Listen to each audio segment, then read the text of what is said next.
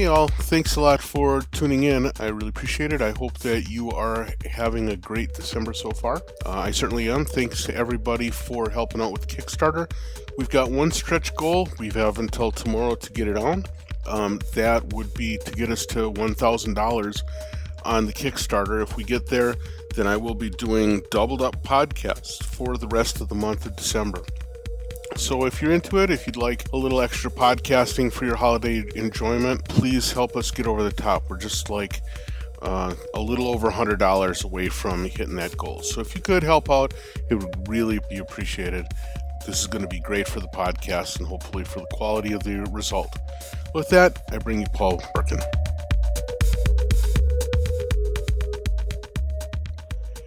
Okay, today I have a really special guest. This is somebody that we've actually talked about in one of the previous interviews. When I talked to James Patrick, he brought up this name as being an elemental person in his attack on electronic music. His name's Paul Birken. And I think in the Midwest area, you'd find an awful lot of people that say that he was influential to them.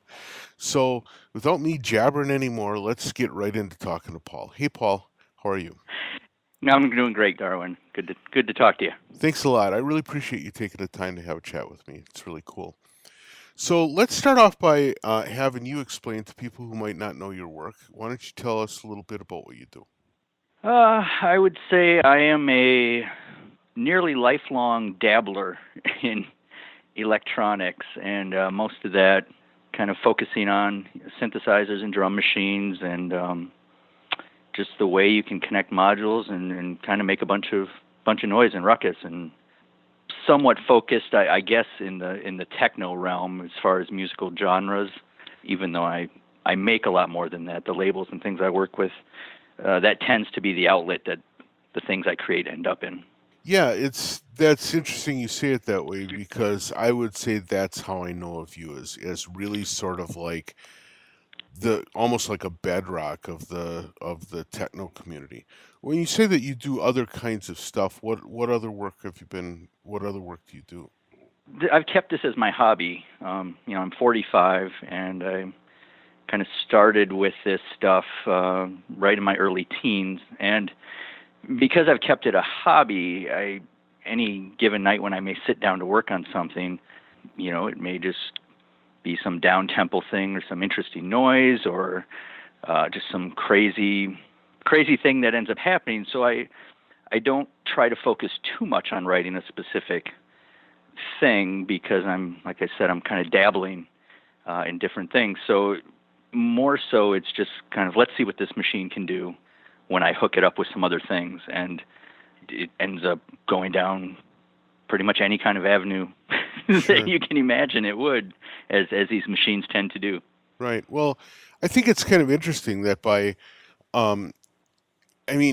for this being just a hobby, you're incredibly well known for your work, and also you still get quite a draw to do gigs all over the place, don't you?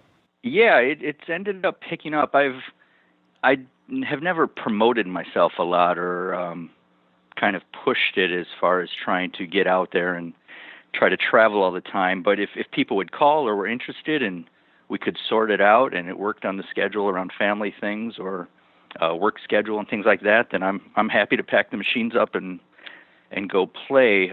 I think part of that limited number of gigs and things I do is because I never learned to DJ. And so a lot of venues or parties or things that have gone on, because it's a live performance, they have to try to figure out how to incorporate that. Sometimes it's just easier to get the DJs lined up for the night and maybe not have to give consideration to bringing a live act in and accommodate that. Yeah, whenever the phone rings or somebody sends a message and says, you want to bring out the machines, I try to make it happen. That's wild. Yeah, I think I've seen you like maybe twice perform over the years, okay. And it was one of those things that I found really inspirational, just because it is rare to see people who are pretty much staunchly about the performance and not about DJing. And I think you actually identified something that's kind of key. Promoters actually like DJs because it's pretty clear what you can expect to show up in the door, right? Right. where if a live thing comes up, who knows what direction it can go. You know? That is true. I think I'm fortunate because the releases I've done have stayed pretty much in that techno or harder electronic realm. So there's only been a handful of shows where I've been booked specifically for down tempo. In the mid 90s, there were some like early morning sunrise type late night sets, kind of really down tempo things that I played at, which were fun because it was something different.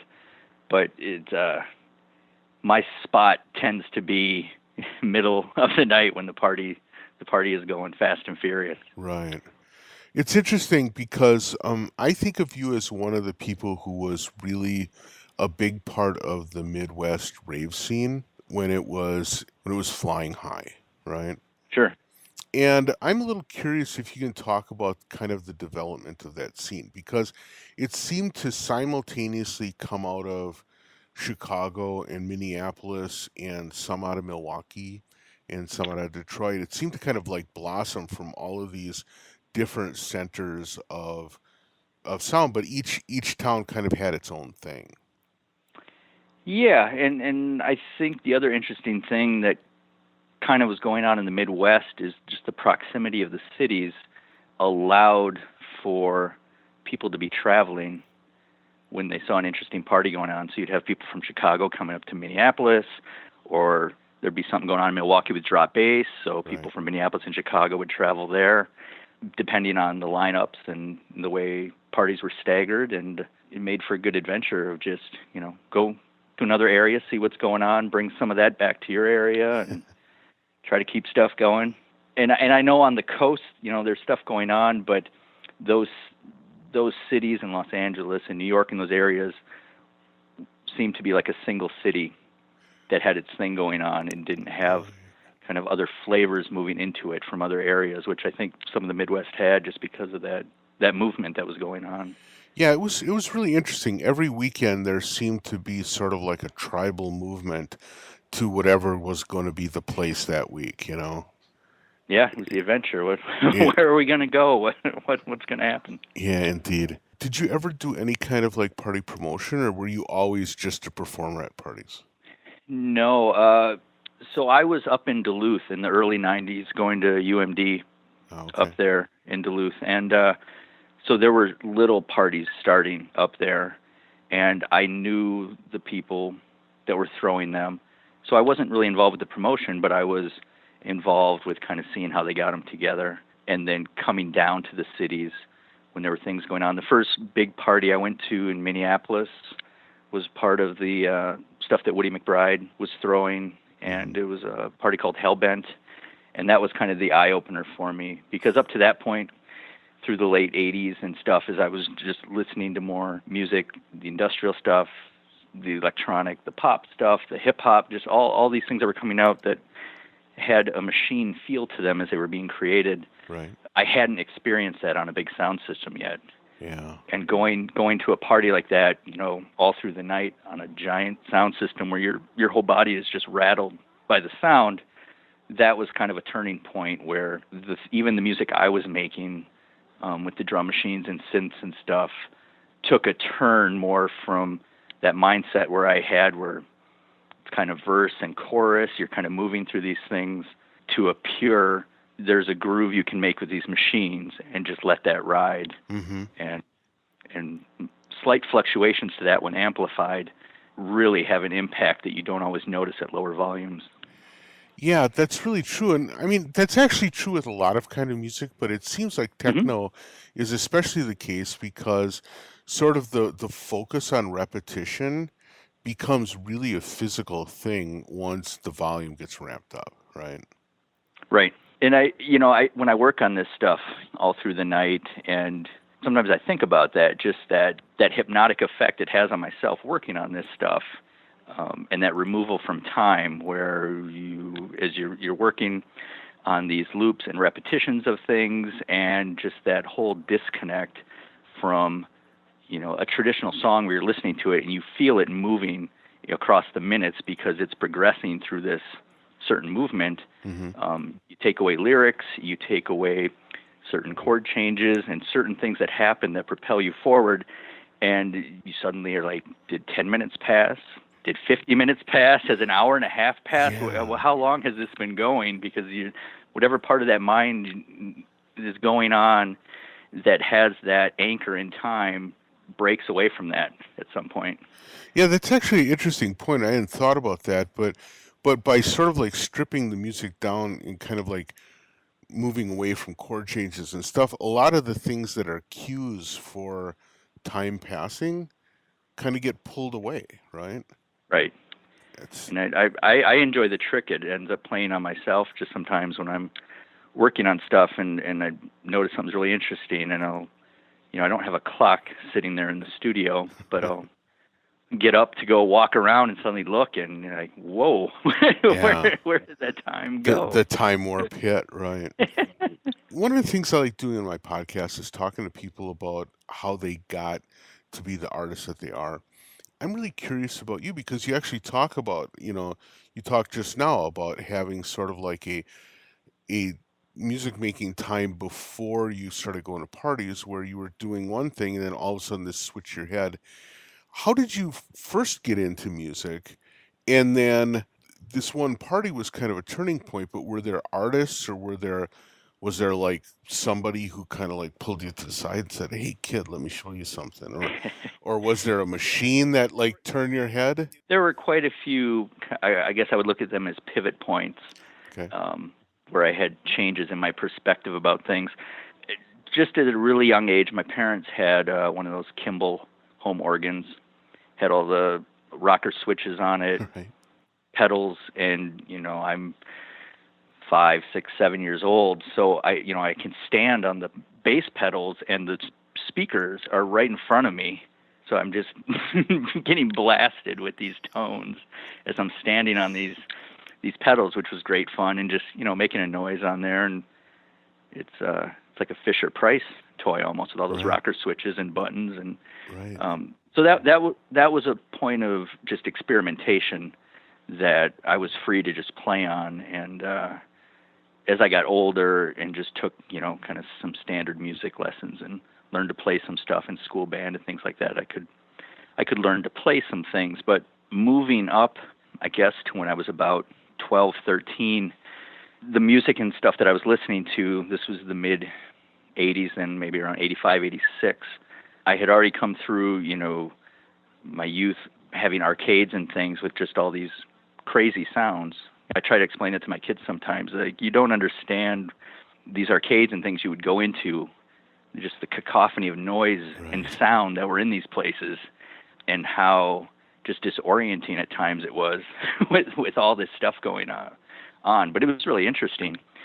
And music and stuff on the radio that I was listening to was all a lot of the European pop, Depeche Mode and Human League, and just being drawn, to the synthesizer sounds and things that I heard in there.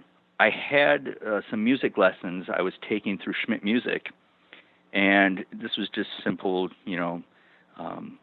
piano and like comping chords and things from a jazz fake book, stuff like that they teach. But my teacher, Marty Weintraub, was involved in all sorts of pop music. He was college roommates at Berkeley with Steve Vai, the guitarist. And when he found out I was interested in synths and stuff, because I was talking about this, I'd say, this Van Halen song came out and there's this crazy synthesizer and stuff. And I had one of those little Yamaha Portasounds, from Best Buy that has the little 100 sound preset banks in it. And, Right. I said, I have this synthesizer. And he's like, that's not a synthesizer. This is a synthesizer. And then Schmidt Music had a few synths in their little showroom there that Roland was putting out. But there was a Roland synthesizer convention that came to Hopkins. And there was an ad in the Sunday paper, and I asked my dad if we could go check this thing out. And he brought me there. And they did all their demos, and it was right when they were releasing all the new samplers, like the S50 sampler. Oh, right. And, they're playing animal sounds and breaking glass, and it's clicking in my head that these are how these songs that I'm hearing, where they're incorporating all these noises and things, they're starting, this must be the stuff that they're using. And so I got all excited, and they finished their spiel, and I'm asking my dad, like, can I get one of these? Can I get one of these? This is great. I'm super psyched up. And he goes, yeah, pick anything you want. So I start nearly jumping out of my chair. And I almost didn't hear him finish the sentence, which was, just get a job. Oh, jeez.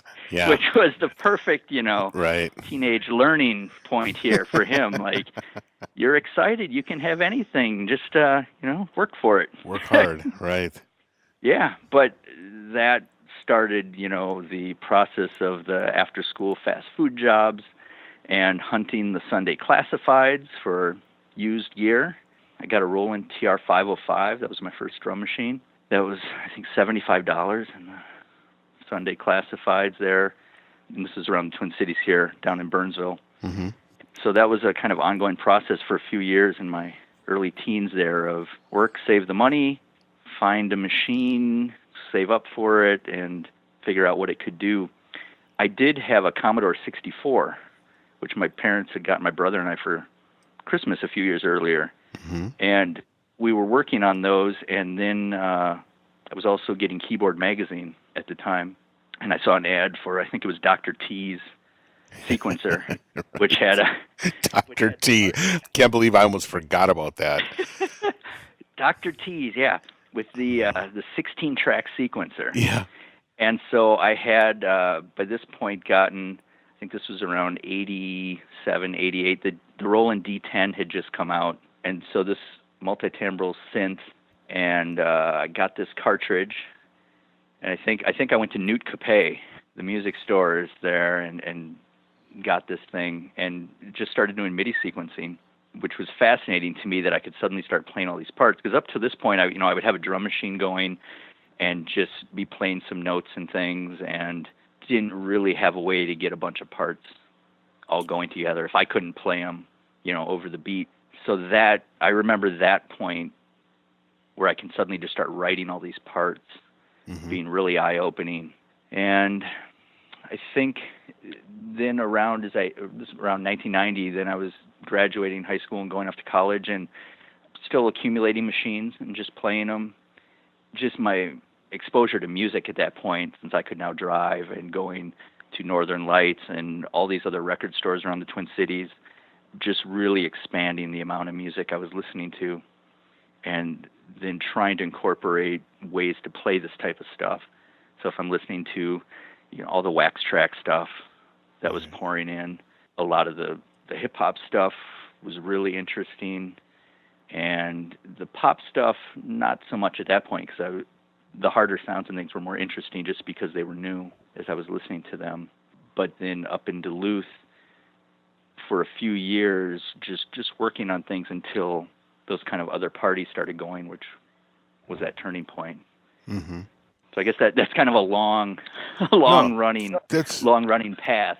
That's pretty interesting. Now, first of all, I'd say one of the parallels between you and me is my first electronic instrument was also a TR-505.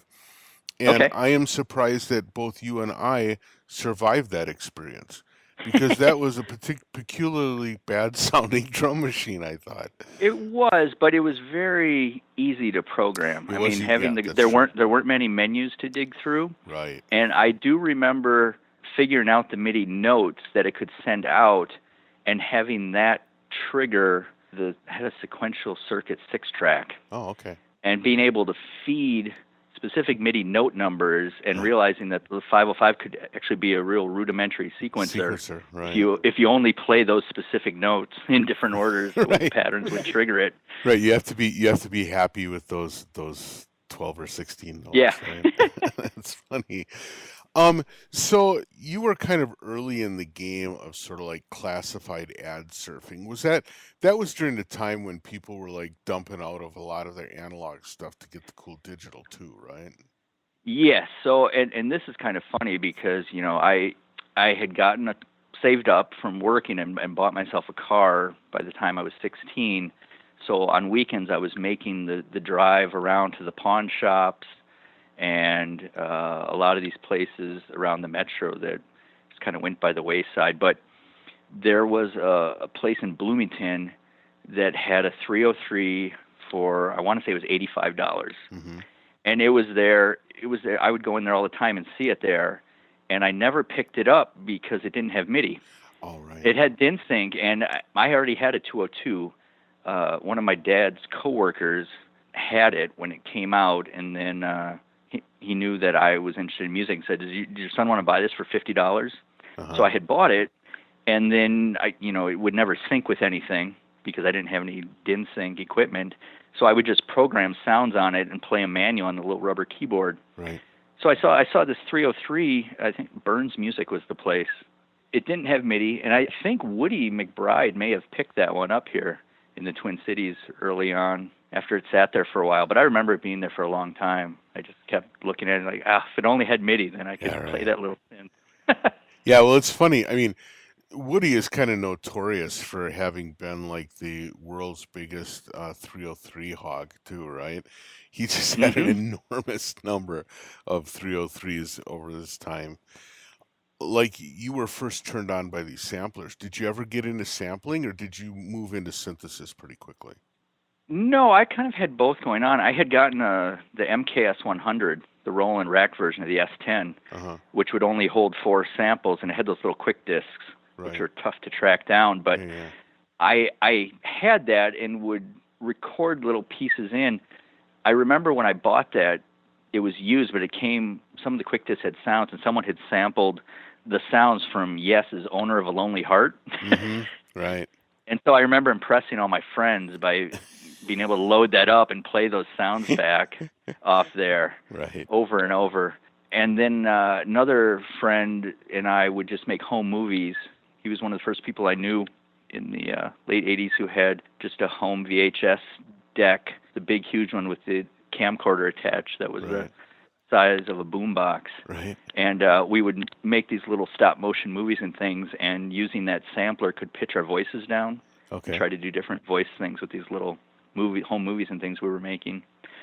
So it was fun. The sampler stuff that I did was more from a novelty aspect of just like, how can this mess it up? I don't remember using that in any songwriting for the most part, just because it was so limited with the amount of sample time at that point. And I hadn't figured out how to, through sequencing, creatively do some more things with that. But as time went on, then the samplers came more into play because it was more interesting, to run stuff through effects and put it back into the sampler and go down that whole route before resampling became so easy within the machines. Right. Once you got out of school and once you started getting involved in doing more performance and stuff, what ended up being kind of your tools of choice? For a long time, the Kawai Q80 sequencer was the brain of the setup because it had 32 tracks. So I had started with an MMT8. I remember getting one of those, and I liked that, but that to be able to play for over an hour with just those 8 tracks of stuff running was somewhat limited. And when I found the Q80 and found that each of those 32 tracks could all be different lengths of loops running, then that became, and you could, just move through all the tracks and turn them on or off, mute them in or out. Right. That became a kind of a main piece, and it was really fast to write in, the quantizing, and it was good. The step writing, and it was good. It would hold everything in memory after you powered it off, so you didn't really need to save anything to disks. And they were cheap. I mean, I remember getting those over the years. They were like $100. People didn't want them. And then really just moving to rack synths. The 202 kind of stayed in there with me because it's a very hands-on little machine. I had learned to program that sequencer really early on because that was one of the few machines I had. Right. And so that menu-driven program of putting in pitches, putting in the gate time steps, putting in your accent slides, everything like that, that was never too confusing just because I had so much time to sit and figure it out early on. So I remember using that at shows, and because it would only hold the 2 sequences in memory, putting something in and then powering it off, powering it back on, and writing something on there quick while other stuff was going, and then, stopping the sequence, starting it up to get it resynced, and bringing it back in with something else. So that was kind of an early on machine that I brought around everywhere That's because interesting. I knew it so well. Yeah, that to me, the 202 that was like one of the first machines where I wanted to like it a lot more than I could. I think I didn't have, there was something about that means of entry that I just didn't have the patience for it, right? Which is funny because there were other synths that were a lot more obscure that I could dive into, but for some reason there was something about that that just It is a quirky box. yeah, indeed. In a way, at that time, an awful lot of the boxes were quirky. Whether it's, I think of like some of the stuff that I was using around that time is like for example, the 6 track is a really good example. You could Hmm. sort of get multi-timbral stuff, but it was outrageously painful to actually go down that path too much. Yeah, Or like, jumping through all those parameters, trying right. to find your way Yeah, I around in know, there. right? And it would sound great, but it was like there was this trade-off, and you could kind of see the music industry, the instrument industry kind of struggling with what to do. Because in one hand, they had this experience and they had this kind of internal sense that people want to have their hands on the sound. But at the same time, they would watch people in a store play and they just wanted to punch through presets. Exactly. And Yeah. so you'd end up with things like the 6 track or the multi-track, from sequential, or like the Moog Source or whatever, where it's like, oof, it sounded good, and it had a lot of those great elemental sounds, but wow, it was kind of hard to interact with. I looked at some old pictures that I had found of some early live shows I was doing around Duluth and things, and I was bringing out, I think, 3 full-size keyboards at the time, and an A-frame stand, like an Yeah, yeah. AX60, an Akai Oh AX60, God, and the S10 sampler with full-size keyboard. right? That was short-lived. As soon Yeah, as I yeah. could start finding rack versions of things, because the way I write, I only need one controller and then move through the tracks and just trigger everything. One other machine I just remembered all of a sudden that I did use a lot and actually have come back to again lately is the Roland R70, the drum machine. Oh yeah.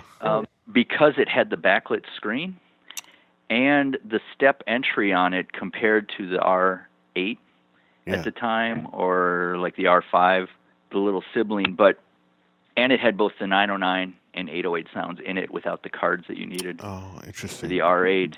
But because it was backlit and you could write a bunch of patterns and just the step editing, being able to edit the pitches, the nuance, the gate times on each individual step. Mm-hmm. You could do a lot of melodic writing on there, and it was really fast to work in. So that one for live performances too kind of traveled with me everywhere. It's interesting because that whole kind of series of drum machines from Roland, the only selling feature that they ever pushed was their like humanize functions. Right. I remember that with the R8, which was really quite a capable sequencing drum machine. Oh yeah. But you would never hear anyone talk about anything other than the humanize function, right? Which was I listened to it and I was like, wow, okay, it makes it sound more like a bad drum machine. Right. I, if you don't want it nice and rigid and that cool machine sound, then you can have it get a little sloppy. Yeah, I guess, sorta. So it's something for the marketing groups to be I able to write up. Yeah, I guess. Now, I really can't remember what I would have seen you perform on, but as you progressed into different gear setups, did you ever get into things like, kind of the standards of the techno world? So like the 909, because you kind of did harder edge techno. So I did, but I never had the real machines. really? So because I had those sounds in the R70, Mm-hmm. that was good. I had a Studio 440 for a while, Oh, and so I had a bunch of the kits sampled up in there interesting. that I could play, and then sequence a lot of the pitch changes and things with the knob movements and things that machine could do. That's interesting. Tell me about, I have had my hands, I've like owned so much of the history of electronic music over time. That is like the Platinum Unicorn, as far as I can tell. I have never been able to get my hands on one. I think that they were, really limited releases anyway. But what was that like to work with? It was just a really great sounding machine. I think that had the same 12-bit sampling engine that like the Prophet 2000 had Yeah, which I loved. in I it. loved the sound Yeah, of that great actually. great filter. Hmm. And just I never was able to get my hands on SP 1200, Hmm. and so that box to me, the 440 was kind of get the sound in. You've got hands-on control of the knobs, being able to manipulate, which up to that point, the samplers that I had, all the Roland stuff, you couldn't really do much other than whatever you could assign, pitch to the mod wheel or something you could sequence, Right. or just menu diving, some manipulation. Everything that I was able to do with those other samplers was, run it through some sort of effects and modulate the effects or do something of that manner, which was more kind of haphazard and cool accidents may Right. happen. But the 440 being able to sequence actual pitch changes, filter changes, just a lot more hands-on control of the sound and being able to play it off the pads in a way that felt a lot different than, triggering off keys, Hmm. which I'd done up to that point. So I just remember playing on it was a whole different feel compared to just what I'd had to up at that point. Right. Like the Q80 hooked up to the S10 or something like that, which is very rigid. And Well, and it's also very keyboard oriented, where the 440 would have taken you in the direction of pad programming. yeah, and I remember being able to hold, almost like a roll function where you're locking a repeat rate of 8 notes or 16 or something as you're manipulating the sample. That very mechanical movement of the sound was very interesting because I hadn't been able to utilize that functionality in anything else Right. Did you to ever that get point. into using MPCs at all?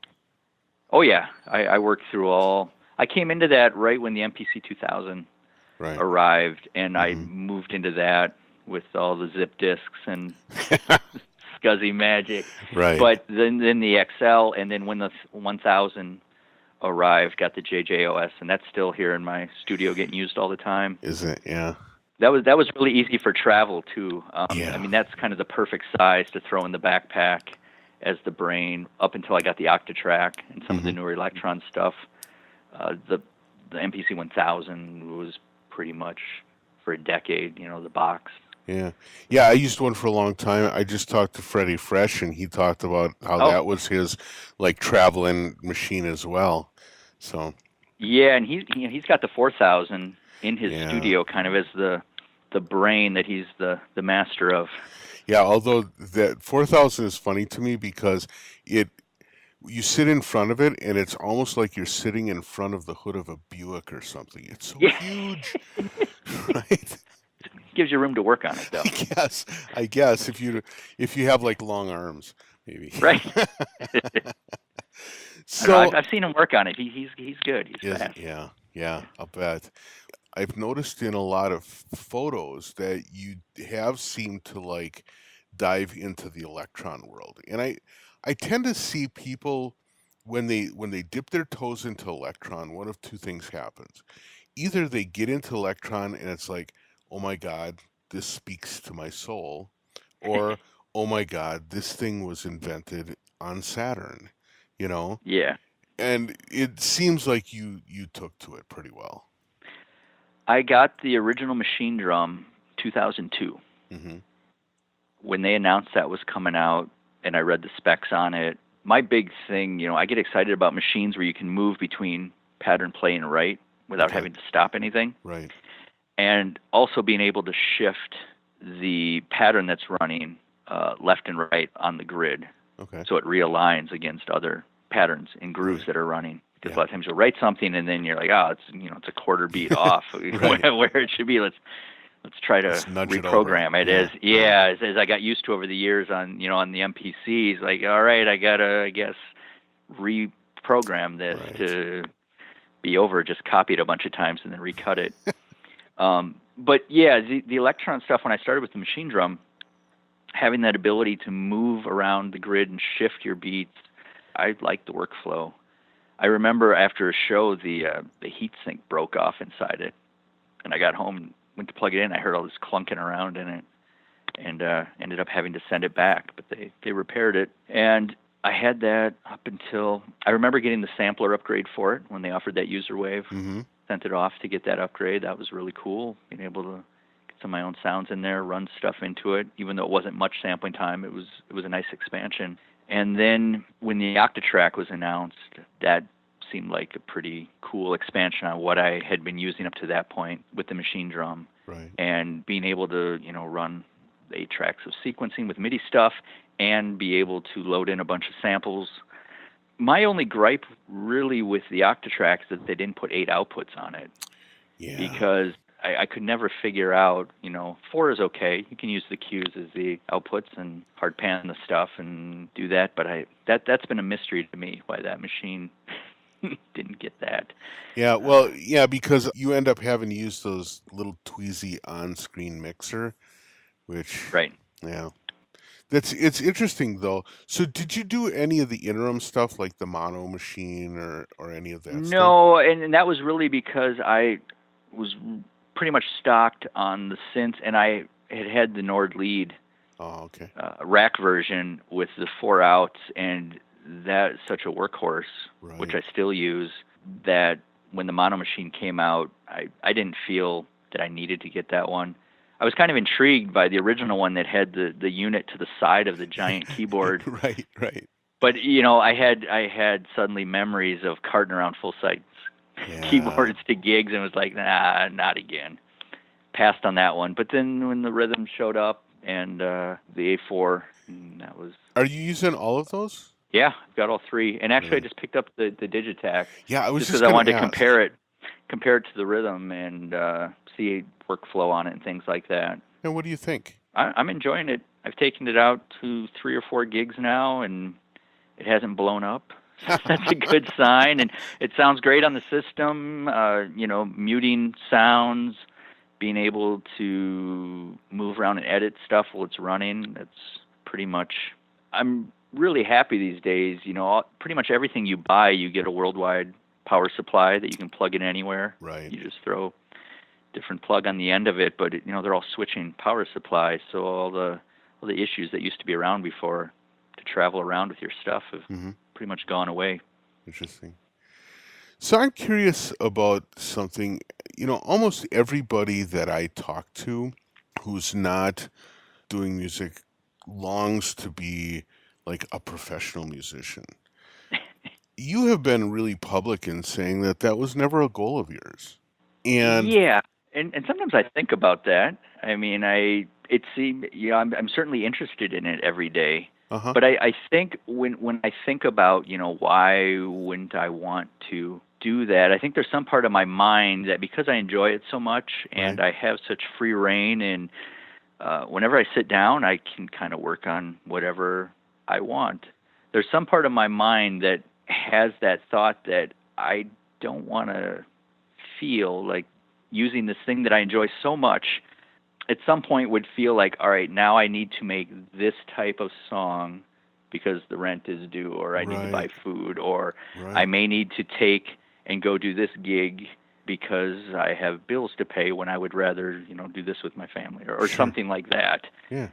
It's just I haven't felt lacking in anything with music projects or anything like that.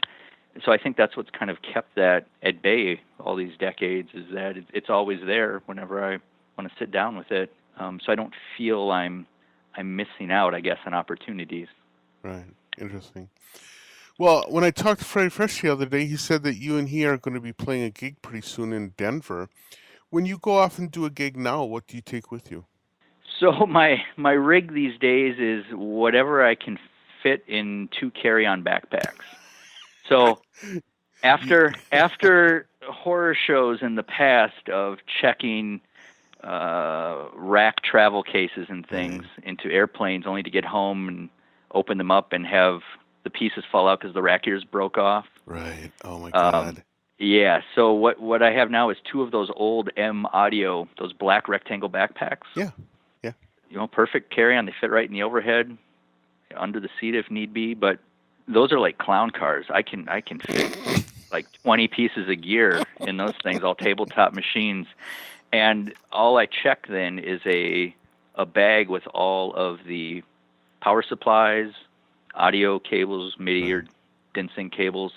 So that bag gets checked that they can throw around and the machines stay with me. Got it. The main things I bring are usually some of the Electron boxes. I have a little Eventide, the time factor delay that travels around, robust. My brain for the clock is the little Roland SBX one, the little new clock brain. That's the tempo for everything that I can control from one spot. Okay. And I've got because it has two outputs. This guy in Ukraine makes these little split cables that are each 1 to 4. Okay. So I have 2 of those. So I basically get 8 machines all getting clock at the same time. So there's no chains or anything. Right. And a couple other little random boxes. Sometimes I bring the modular out if it's a local show. I flew to the Czech Republic last year, the modular, for a weekend, which was fun. But most of the time I'm making noises and stuff and then just putting long sound chains into the Octatrack that I can trigger off and do step locks and things like that to get other sounds and things like that. But a few drum machines, the little TR-09, the little 909 reissue that Roland just put out, that's easy to travel. It sounds really good on a rig. A lot of people are really enjoying that box. It's fun. I play it in the studio off the MPC. It's really fun to play off the pads and sequence it. And it's a little tight with the buttons on there, but playing it, the MIDI control is really good on it. So well, and people that are taking machines out, nobody can afford to take a 909 out anymore. My God, that costs as much as a down payment on a house. Well, and you see people leaving their drinks all over the table nearby, and you just assume, something bad's going to happen. I can replace a $300 drum machine on a $2,000 box. Yeah, indeed. Do you take any of your older gear out with you at all? The 202 sometimes comes out still, but for the size, that's still a little big when I'm cramming stuff in the backpacks. So I've got the little Grendel synth, the RA9. That's a great sounding box. Has a couple filters on it that really howl, so that one's kind of fun to play with. Interesting. I never even take out the little Acid 8. Yeah, that's a fun little machine. Right. I have the TT303, the bass bot, and then I sent that off overseas. There's a guy that does the Devilfish mods to the clone. Oh wow! So I bring that out just because it has a lot of options now. He added a bunch of other patch points and things on it for CV control. Yeah, I'm wishing that, and who knows, maybe someone's done it and I just wasn't paying attention. I wish somebody would do a new version of the 606, because you talked before about liking to switch between play and program mode on the fly. And that was one of the things I always liked with the 606, was just moving back and forth between those two functions. The company that did the SpaceBot TT303, they have the 606. They didn't put it in the silver box, though. They changed it to a kind of a crazy plasticky looking form factor. Oh, okay. But it is a 606. But I haven't played on that one. Yeah. I saw him post up on it. I don't think it was well received yet. Yeah. Or maybe just not enough people have checked it out. Maybe. Well, the other thing is the 606, I mean, in comparison to a lot of other stuff, is still kind of affordable, I guess. Right. Very interesting stuff. So I'm curious then, it seems like you have such a relaxed view of all of this stuff, which is kind of interesting, and it's kind of unique among the people I've talked to, where you don't seem to be stressed about what either the past looked like or what the future is going to look like. But at the same time, you do an enormous amount of work. I challenge anyone to go out to Bandcamp and to find somebody that matches your output. You've got a big old stack of stuff out there. It's been fun to post it up there now so people can get at it. Yeah, right. I mean, that's one of the, I think, really interesting things just about the time is that in the past with the distributors and things like that and these kind of limited channels of output, I always wonder, how different would the scene things be if things had shifted by 20 years? And, as things were just emerging, they had a more of a wider, expansive audience to receive everything as it was coming out, instead of just, these specific clubs that were first introducing things by the DJs that were playing there at that point. But I don't dwell on that too much. It's just like, this is where we are right now. This is what's available. I'm a pretty curious person, so on any given day, there's a wide range of things that I want to explore and try to figure out, and keeps every day interesting. Sure. It is interesting because, you were running the Tonewrecker label for a while, and one of the problems with that would be that if I wanted to get it from a local store, I had to hope to be there for the 3 days between when it came in and when it would sell out, and you'd never get a chance to see that stuff again. The limited window. Yeah, right. It's really interesting to really have access to all this stuff, and so kind of, thanks for putting that stuff out there. Well, I figure it's kind of my safeguard, because if my hard drives blow up here, as they will at some point, I know I've got it uploaded there, and hopefully they have more robust backup than I have going on with my couple drives here getting copied every once in a while. Right. So now that you talk about kind of like every day and kind of going late into the nights working on stuff, what are your future plans for doing releases? Do you plan on because you kind of work in collaboration with people, you do remixes with people, but it just seems like you have this kind of like laid back and relaxed attitude about doing stuff. What is it? I try to say yes whenever I can.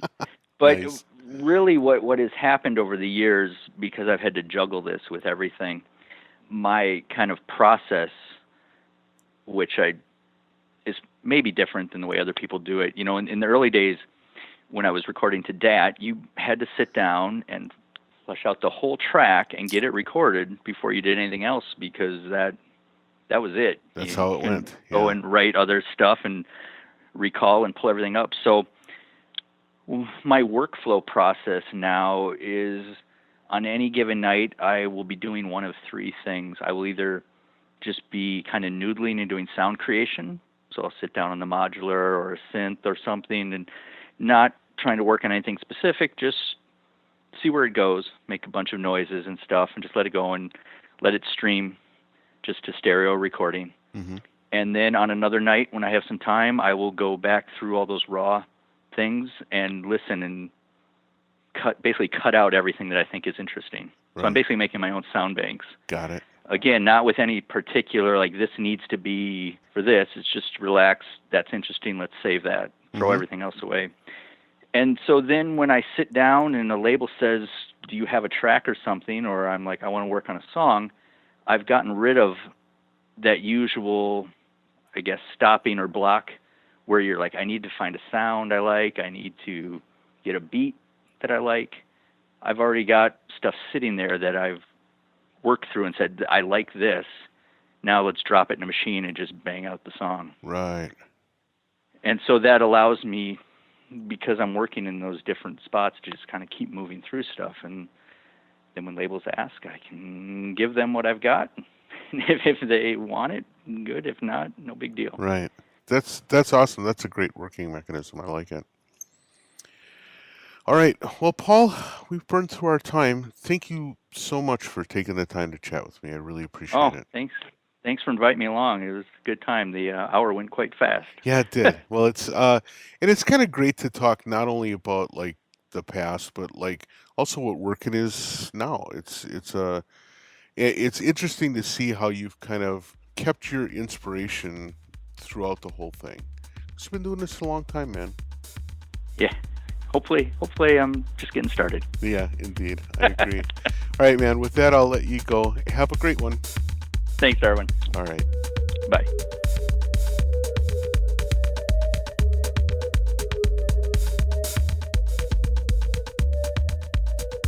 So if you haven't gotten a chance to listen to Paul Birken's stuff, hopefully this podcast gives you a reason to go out and check out his stuff. He's got a bunch of stuff on Bandcamp. He's got some stuff on Spotify. You can track his work down. It's amazing. It's that kind of pure hard-edge techno that just in a way has its own singing of the soul. It's great stuff. He's always been an inspiration to me. I know he's been inspiring to a lot of other people that have been on the podcast. I hope that you get into his work. In any case, thank you so much for hanging out, listening, sharing this with your friends. Thanks to everybody who's supported the Kickstarter. If you haven't yet, please feel free to jump on over and give a shot at the Kickstarter and get us over the top. If we get over that 1,000 mark, then I've committed to doing Doubled Up podcasts, so that should be a lot of fun. Help while away the holidays. If you have any questions, comments, whatever, drop me a line, ddg@cycling74 or darwin.gross@gmail.com. Thanks a lot, and we'll talk again soon.